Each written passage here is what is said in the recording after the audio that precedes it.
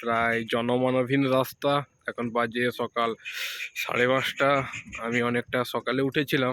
Good morning বন্ধুরা, আশা করি সবাই ভালো আছেন, আমিও ভালো আছি।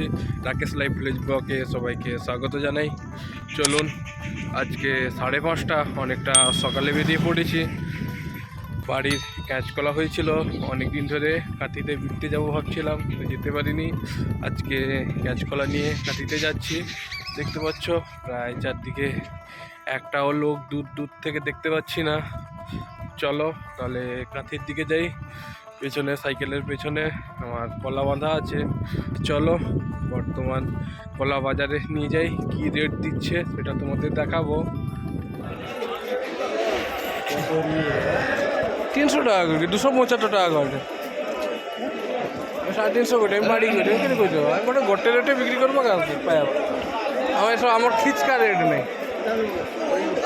আমি 350 টাকা বলেছিলাম, লাস্টে আমি 300 টাকা বলছি।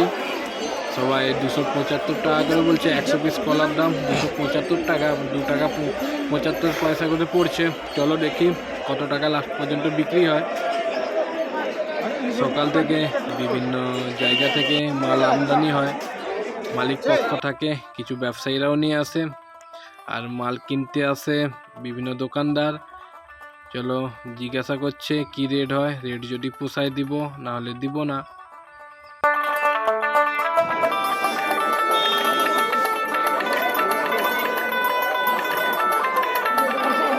হ্যাঁ, আমি লোক 275 টাকা রেট দিয়েছে, লোক 275 রেট দিচ্ছে, ওই জন্য আমি তো। হ্যাঁ, 78টা, 78।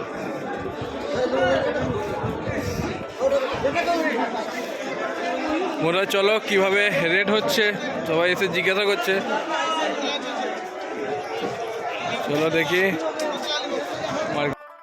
দেখতে পাচ্ছ এইভাবে সবাই এসে রেট জিজ্ঞাসা করে, বিভিন্ন আনাজপাতি নিয়ে যায়। এইভাবে পাইকারি চলে। বিভিন্ন মহাজনের কাছেও কিছু লোকজন যায়, আর আমরা কম মাল বলে নিজেরা দাঁড়িয়ে বিক্রি করে দিই। এখানে ফুলকপি রেড হয়ে গেছে, আমার পাশে যে ছিল ফুলকপি রেড হয়ে গেছে। চলো তাহলে কখন বিক্রি হয়। কাকা বলো,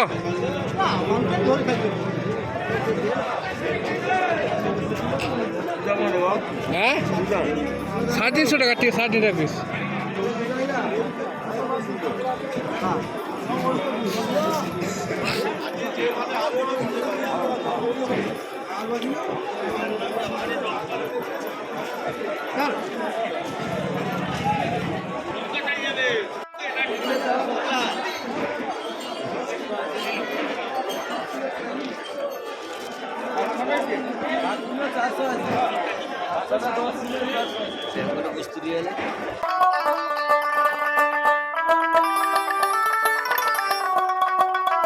$280 করে কলা বিক্রি হয়ে গেছে।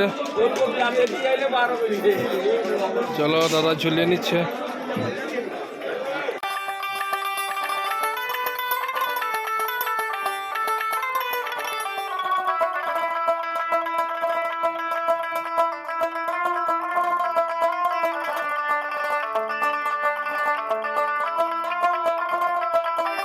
বিক্রি হয়ে গেছে 280 টাকা করে। চলো আমি হিসাব নিয়ে বেরিয়ে যাই। চলো মাল বিক্রি হয়ে গেছে, এখন বাড়ির দিকে রওনা দিচ্ছি। বলতে বলতে বাড়ি চলে এসেছি। এখন বাজে প্রায় 7:30। আমি গেছিলাম 6টার দিকে, মাল বিক্রি করে চলে এসেছি। এখন বাজে 7:30। চলো আজকে আমার মা লোকের বাড়িতে বড়ি দিতে যাবে। চলো কিভাবে বিড়ি থেকে বড়ি দেওয়া হয় সেই ভিডিওটা তোমাদের কাছে শেয়ার করছি। তাহলে চলো বন্ধুরা, বর্তমান মা যাচ্ছে, আমিও যাব, তাহলে চলো। প্রথমে 100 টাকা করে, আমাদের এখানে 1 কেজি বিড়ি প্রায় 100 টাকা। প্রথমে যেদিন বড়ি দেওয়া হয় তার ঠিক একদিন আগে বিড়ি জলে ফেলে দেওয়া হয়, তারপর কলে কুটে নিয়ে এসে বিড়ি বাড়িতে রাখা হয়। তারপরের দিন কার্যকলাপ শুরু হয়।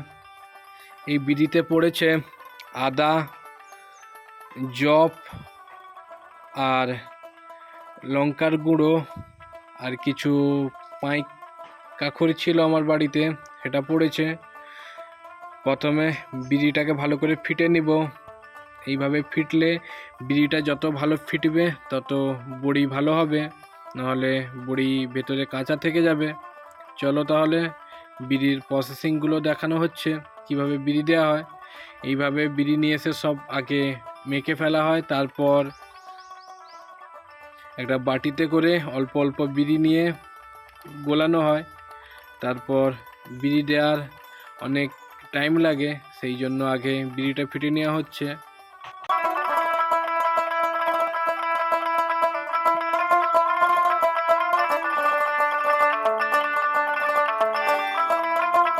এখন বিড়ি দেওয়া প্রায় চালু করে দিয়েছি। চলো এইভাবে আস্তে আস্তে করে ছোট ছোট ডেউল করে নিতে হয়। তারপর বিড়িকে সুন্দরভাবে কেটে বড়ির মতো বসানো হয়, এটা শুকে গেলে বড়ি হয়ে যায়। চলো তাহলে এখন বড়ি বসানোর কাজ শুরু করি।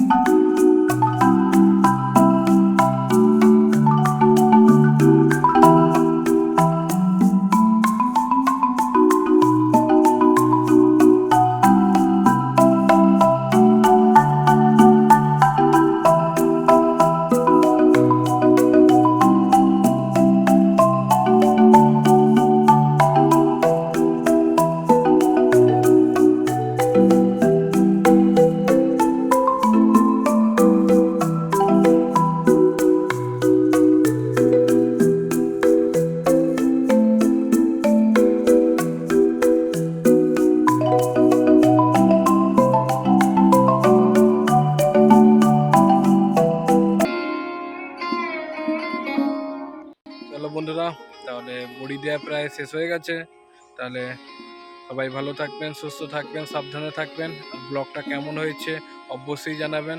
আর ব্লগটা যদি ভালো লেগে থাকে অবশ্যই চ্যানেলটাকে সাবস্ক্রাইব করো। যারা নতুন হয়ে থাকো তারা অবশ্যই করবে। তাহলে চলো পরবর্তী দেখা হবে নেক্সট একটা ব্লগে।